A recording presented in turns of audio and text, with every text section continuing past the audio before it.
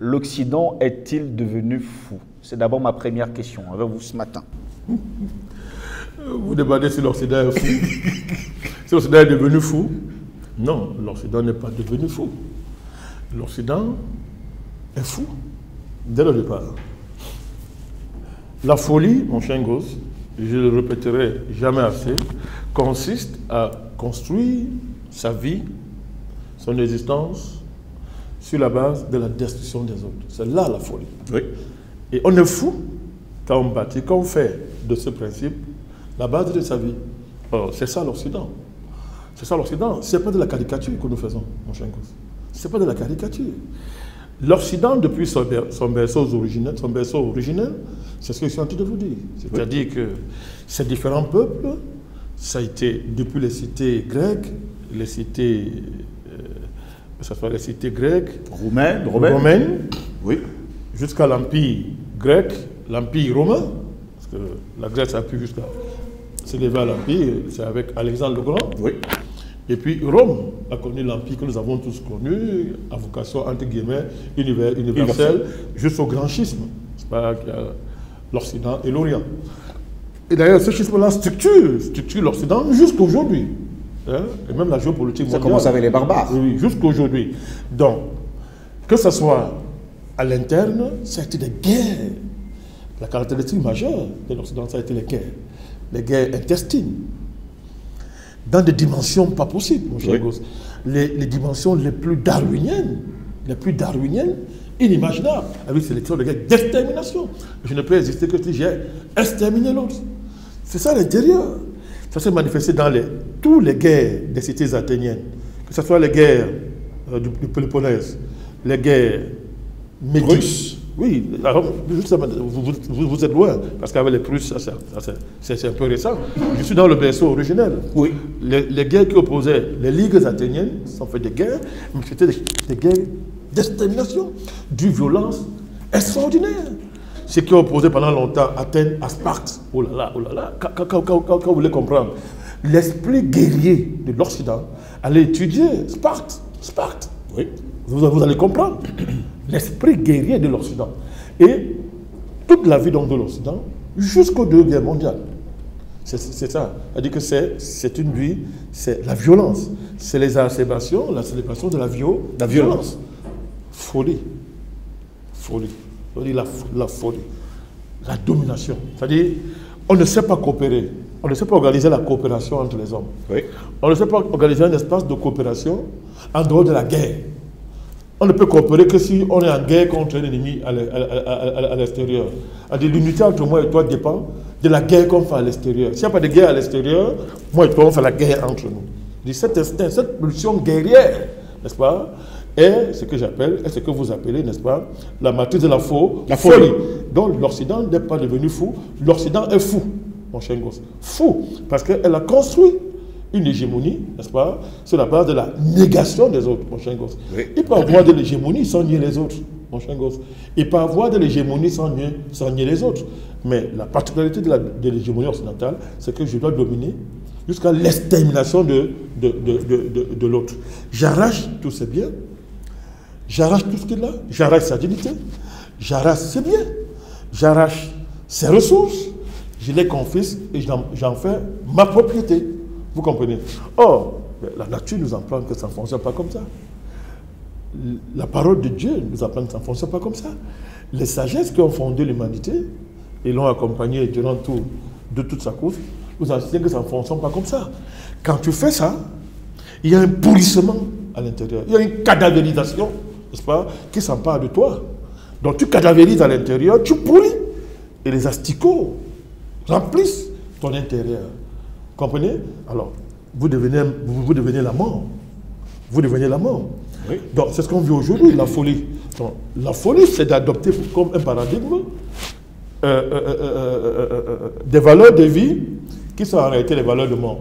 C'est cela qu'il s'agit. Parce qu'aujourd'hui, le pourrissement qui frappe l'Occident, la putréfaction interne à l'Occident, qui a l'antécédent extrêmement longtemps, qui a mûri, qui a pris du temps, s'exprime donc sur les auspices de ce que nous voyons, la guerre en Ukraine, et justement, on y arrive donc, des sanctions infligées à la Russie qui détruisent ceux qui sanctionnent. Mais ça, c'est le stade suprême de la folie. C'est-à-dire que vous sanctionnez quelqu'un délibérément, mais c'est vous qui subissez le coût de la sanction. C'est pas la folie? C'est la folie. Nous ne sommes pas dans la caricature. Nous faisons un constat. Nous constatons que c'est la folie au stade suprême. Donc l'Occident,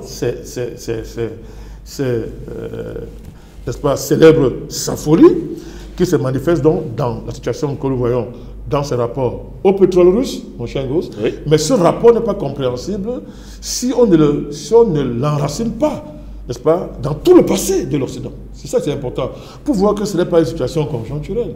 On a affaire à une nature, on a affaire à une civilisation, on a affaire à une conception de la vie, on a affaire à une tradition qui caractérise, n'est-ce pas, un peuple et un ensemble de peuples. Mais je voudrais préciser. À partir du moment où la folie de l'Occident se traduit par la mise en pauvreté absolue des pans entiers de sa population, il faut nuancer l'analyse pour comprendre que cet Occident-là est en sécession avec lui-même. Parce que la pauvreté, ce que vous appelez l'appauvrissement, oui, c'est-à-dire le basculement des millions de gens en Occident dans l'infra-humanité, dans la pauvreté la plus absolue, et que ce basculement n'est pas conjoncturel, mais relève d'une politique. On appelait ça le néolibéralisme, si vous voulez, d'appeler ça comme ça. On appelle ça le capitalisme occidental. Oui. Donc le néolibéralisme, là, n'est-ce pas, c'est une politique, ce sont des choix politiques qui consistent, n'est-ce pas, à orienter l'économie dans une direction qui marginalise l'être humain et privilégie les profits colossaux. Mais il y a plus grave, mon cher Ngoz. Mais privilégie une destination qui est effrayante, où c'est plus l'être humain qui est le devenir, où c'est pas l'être humain qui est la boussole, mais un homme augmenté, un homme digitalisé, un surhomme, un nouvel humain qui ne serait pas humain. Mais à partir de là, c'est grave. On déteste l'humain qui est là. Quand on le voit, il nous met en rage, parce qu'il représente ce que nous voulons plus voir. C'est ça l'Occident. Donc les millions d'Occidentaux qui depuis 30 ans subissent les politiques d'austérité, où tout ce qui rend humain ne leur est plus accessible, mon cher Ngoz, mais il faut qu'on tienne compte d'eux.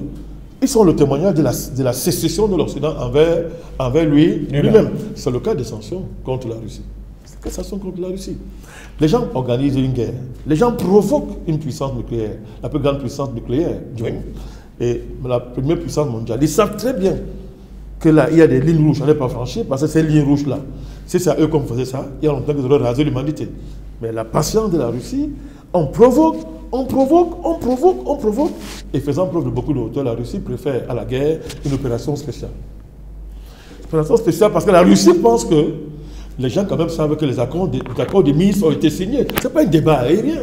Mais il faut laisser aux Européens, aux chauvins européens, les chauvinistes en Europe, s'exciter et reprendre à leur compte la propagande des médias criminels, que vous appelez médias mainstream. Si un Occidental, un Européen est à ce niveau, c'est son problème.